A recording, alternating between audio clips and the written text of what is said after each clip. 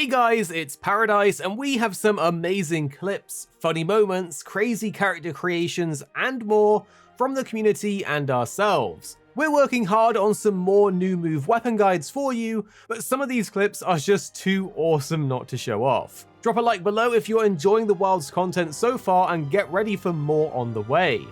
So to start it off, we have this crazy clip that you may have already seen, where this Raid Owl just sort of up and away Team Rocket style blasts off into outer space and just keeps going. But the best part of this clip is when he opens up the map and you can see what happens to the icon. This is a bug that I wish I could experience, but I've not seen anything like it in my game. You can see here the icon as that Raid Owl just flies into the sky, just keeps getting bigger and bigger. But have any of you guys had anything like this happen to you? Because I have not seen this before, but it is certainly really funny, so it was worth just shouting out and taking a look at it.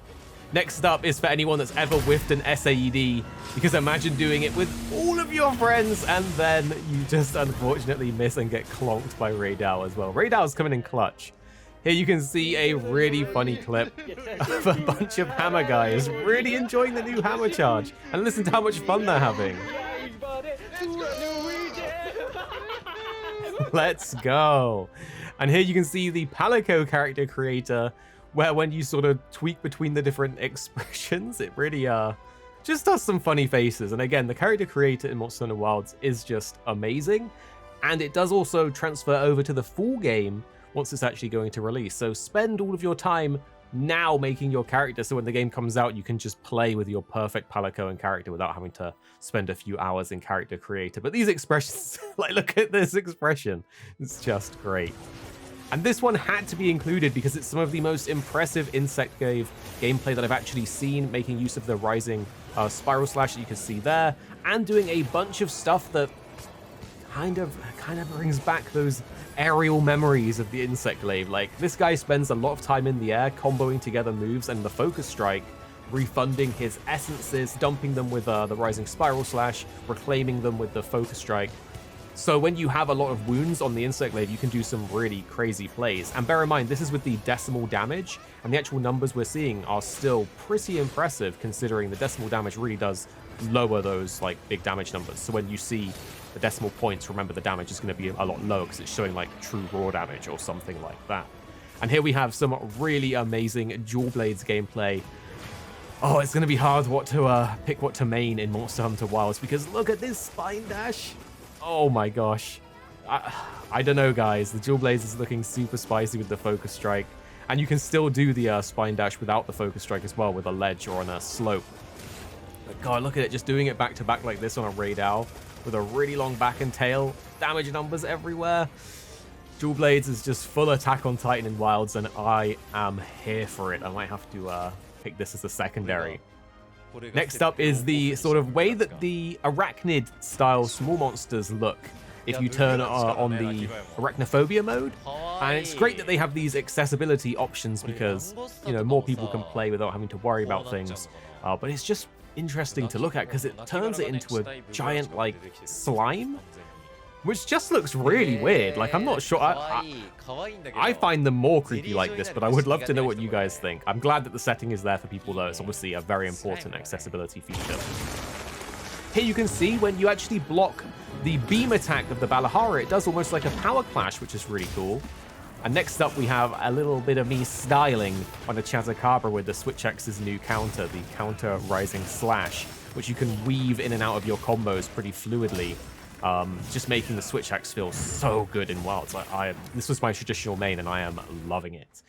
And here you can see a little wake-up tech for the Charge Blade, so we can't go straight into SAED, but with a small barrel bomb, you can just guard off of it and go straight into SAED to get those meaty wake-up hits.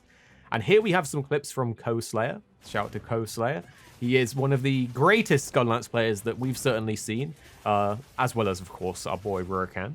But Co-Slayer he's been hard at work on finding all kinds of new Gunlance combos, utilizing the new moves, weaving things out, making new infinite combos, you could say, using the Focus Strike to sort of cancel and allow you to loop.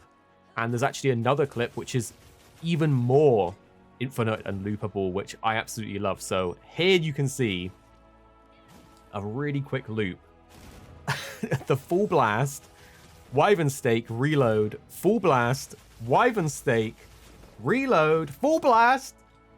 I can't believe it, guys. Like, Gunlance is just looking insane in Monster Hunter Wilds. So if you are thinking about Gunlance, you're thinking about dabbling in Gunlance, Wilds is the game to try it on, because shelling's been buffed, new moves, 2 worm stakes, all this kind of stuff. It is just looking, it's looking spicy.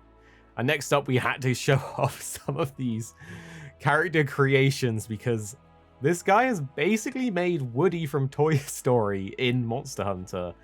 And it's fair to say that the Dragon's Dogma sort of character creator was definitely put to work and sort of looked at for Monster Hunter Wilds, because in that you could make some really crazy things. You could literally make celebrities, make just creatures and stuff like that. And it looks like in our character creator now, you can make all kinds. For example, check out this next one where someone's got like Bruce Willis. They got Die Hard in the game, and it actually does look like him. Like it's immediately recognizable. And for me, that's the thing. Sometimes in games you can make something that looks close, but it's not immediately recognizable as that celebrity or person or character.